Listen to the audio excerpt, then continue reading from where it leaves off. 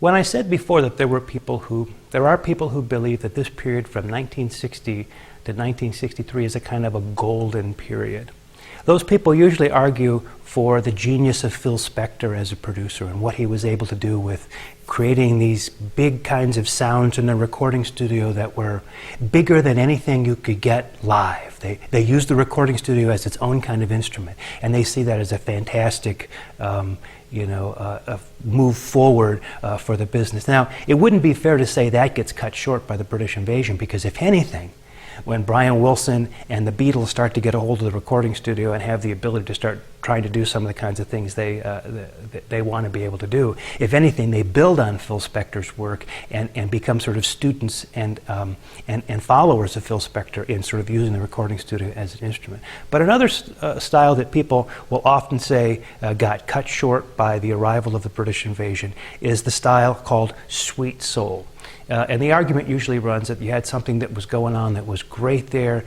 It was a form of African American music that was crossing over big time onto the pop charts. It had a lot of subtlety, it had a lot of sophistication, and in come these British guys with the matching haircuts and the matching suits and the accents and the guitars banging around with She Loves You and I Want to Hold Your Hand, and it was just much cruder than what some of these sweet soul artists were doing. Well, you decide for yourself what you think about that, but what I want to do is just give you an idea of what was going on with sweet soul and how that whole style fits together. The roots of sweet soul probably go back to people like Nat King Cole and Johnny Mathis. That is, kind of crooner type black singers who were singing songs that were more sort of adult, romantic kind of tunes than teen kinds of songs. So good examples of that might be Nat King Cole's track from 1958 called Looking Back, or Johnny Mathis from 1957 singing Chances Are, or Misty from 1959. Beautiful ballads, very much in the old kind of,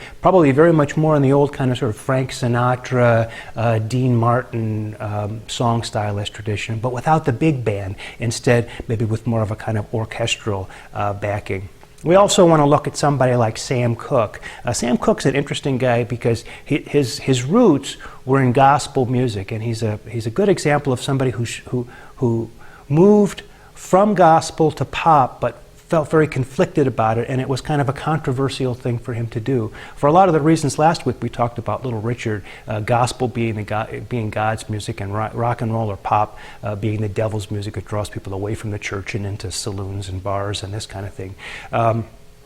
But he did make the transition away from gospel. And in 1957 had a #1 hit with You Send Me, continued to have hits into the early 1960s. Another Saturday Night was a #9 hit for him in 1963, but he died tragically and was murdered, in fact, in 1964 in a motel, some kind of a dispute over a woman or some kind of thing like that.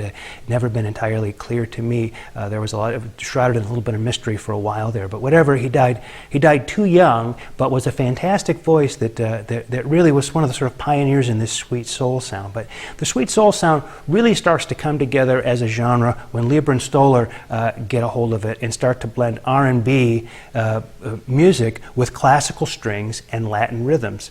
The first one of these, I promised in the last video that we would talk about, is There Goes My Baby, a #2 hit in 1959. You know, when There Goes My Baby was finished, and Lieber and Stoller brought it to Jerry Wexler, who at that time was running the show at Atlantic Records, or well, running a lot of the show at Atlantic Records at the time. Wexler didn't think they should release it because it had these R&B things going on in it that sounded very sort of doo-wop, and then it had these classical things, not only just classical strings, but little sort of melodic figures in the center of it that sound like they could be coming from late 19th century Russian nationalist music by somebody like Mussorgsky or Borodan or Tchaikovsky or somebody like that. And he thought, you know, he thought it was such a blend of two different styles that nobody would like it. The classical fans wouldn't like it, and the R&B fans wouldn't like it. And so his famous remark was, as far as he was concerned, There Goes My Baby sounded like a radio that was stuck between two channels, a classical channel and an R&B channel. He didn't like it at all.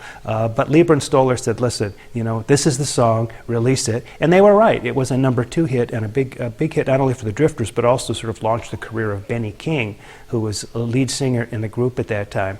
You can probably, over the course of the time that we're studying the history of rock, we're going to see a growing of musical ambition. We're going to see musicians increasingly wanting to do more ambitious things with the music, make it into better music, maybe become less and less satisfied with the idea that pop is disposable music, that they want to create something more of lasting value. And you could start to see the beginnings of this ambition in There Goes My Baby. And we'll follow the story forward over the next several weeks as we talk about the development of rock and roll through the 60s and then in part 2 into the 70s and 80s.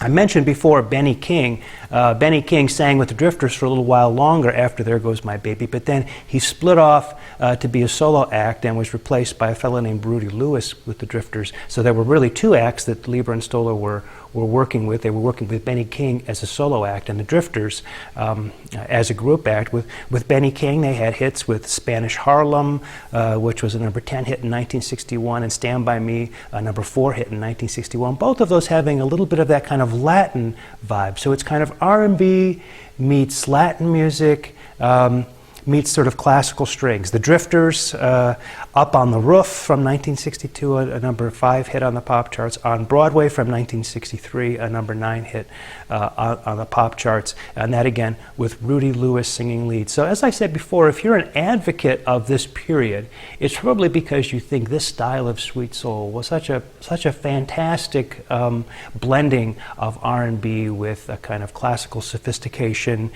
with some Latin elements. It was sort of sophisticated, understated perhaps, but very expressive. So you decide for yourself what you think about that. In the meantime, let's move on to TV, the movies, and dance crazes during this period.